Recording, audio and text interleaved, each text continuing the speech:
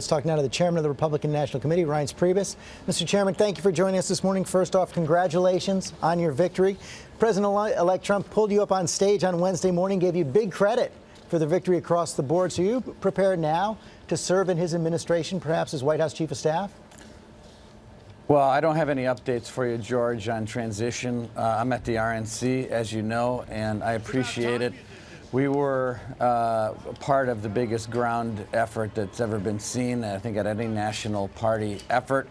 I'm very proud of what we've done at the Republican National Committee, but it ultimately starts with a great candidate, and the American people had a choice, and they went to Donald Trump, and we swept through the Midwest and had a great night, and all the kudos go to President-elect Trump. You are close to both the President-elect Trump and the Speaker of the House, Paul Ryan. Of course, they had some tough times during the campaign. Have they completely buried the hatchet? And does President-elect Trump want Paul Ryan to return as Speaker? Well, I can answer the question. I mean, all those details, I'm sure, are in the affirmative, but I don't speak for the President-elect Trump. But as far as yesterday is concerned, they had a great day. I heard from both Speaker Ryan and President-elect Trump, and they both indicated back to me that they had a great day and mutual admiration. And look, the truth is, you saw with the president yesterday and President-elect Trump, these are likable people. And in private, even like a lot of people, even more likable. So you had a 10-minute meeting that went 90 minutes because both of these guys probably had a great time together. And I can tell you personally, President-elect Trump in private is the kind of guy that most people would want to have a beer with, although he doesn't drink. And I'm sure President Obama is the same way. They're likable people, and likable people tend to get elected, and that's what you have. There was a lot of goodwill and conciliation in Washington yesterday. There's no question about that, but we're still seeing a lot of anger out in the streets of this country. You've got those protests in several cities overnight for the second straight night.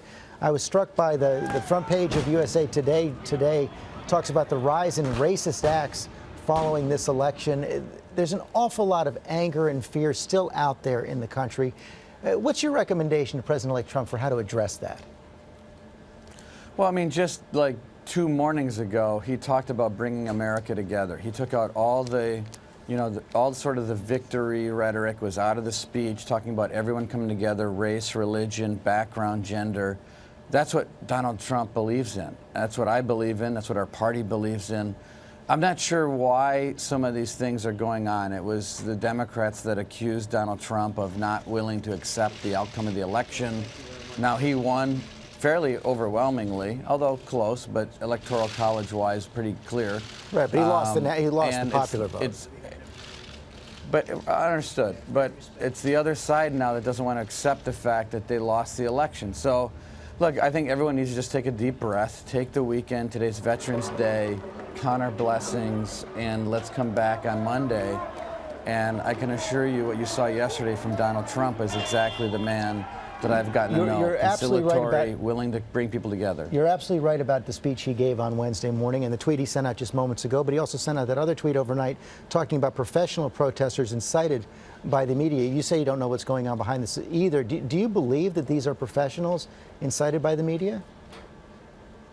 I don't know, George. I mean, what I do know, though, and I think what President-elect Trump knows is that it's very clear that, at least in the emails that were released, that we had the DNC, the Hillary Clinton campaign, or someone in between going to Donald Trump rallies and inciting violence. And so that happened. And so there are such things as professional protesters. But I'm sure that the vast majority of people are just very disappointed with the outcome of the election. So I'll give them that, and I'll also say I understand the First Amendment of the Bill of Rights.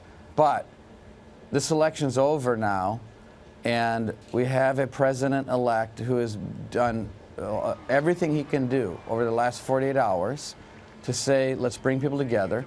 He had a great meeting with the current president. They had a good time. I can tell you personally, I talked to President-elect Trump. He genuinely enjoyed that meeting. That was not show. He enjoyed the meeting with President Obama. He was very impressed with President Obama. I'm sure the feeling was mutual as far as like them getting along. And I think people need to just take a deep breath, take the day, count our blessings, and enjoy the weekend. Mr. Chairman, again, congratulations. Thanks for joining us this morning. You bet. Thank you.